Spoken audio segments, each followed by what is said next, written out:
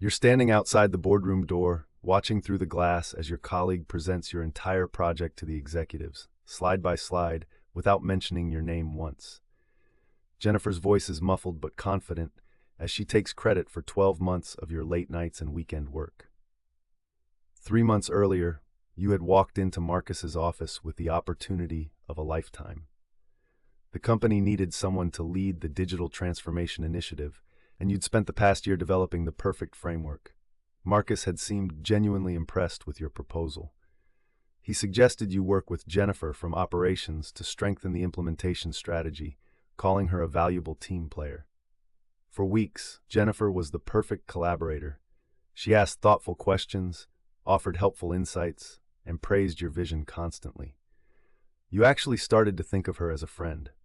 You shared everything with her, your research files, your presentation deck, even your private notes about which executives to target. She said she wanted to learn your process. The first red flag came when Jennifer started scheduling meetings with stakeholders without inviting you.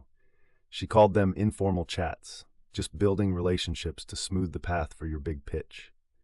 Then you noticed her asking increasingly specific questions about your methodology, your timeline, your budget projections. Every answer you gave, she typed carefully into her phone. When you mentioned wanting to schedule the executive presentation, Marcus suddenly seemed distant. He said the timeline had changed, that he'd get back to you soon. That's when you saw the calendar invite on Marcus's assistant's computer screen as you walked past her desk. Executive presentation, led by Jennifer, scheduled for the following Tuesday. Your stomach dropped, but you didn't confront her. Instead, you spent the weekend doing something Jennifer never expected. You started building your evidence file. Every email you'd sent her, every shared document with tracked changes, every text message where you'd explained your ideas. You had timestamps for everything, proving this project was yours from day one. You also reached out quietly to 3 executives Jennifer hadn't thought to manipulate yet. You asked if they'd be willing to hear an alternative perspective on the digital transformation pitch after the official presentation. Tuesday came, and you watched Jennifer's performance through that glass door. She delivered your ideas flawlessly because they were good ideas. But she made one critical mistake. When the VP of Operations asked about the risk mitigation strategy, Jennifer fumbled.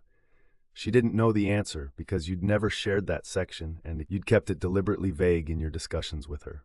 The next day, you sent a carefully worded email to Marcus and the executive team. No accusations, just a friendly offer to provide additional documentation and answer any technical questions about the digital transformation proposal. You attached your complete evidence file, timestamps and all. Every original document, every email chain, every piece of proof that this project had been yours from conception to execution. Within an hour, Marcus called you into his office. Jennifer was already there, her face pale. The truth was undeniable, and she knew it. Jennifer was reassigned to a different department by the end of the week.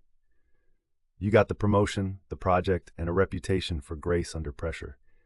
Sometimes revenge isn't loud, it's simply letting the truth speak for itself. The project launched 6 months later to company-wide acclaim, and every time someone congratulates you, you remember that patience and documentation are more powerful than any confrontation. Would you have handled it the same way, or would you have confronted her immediately?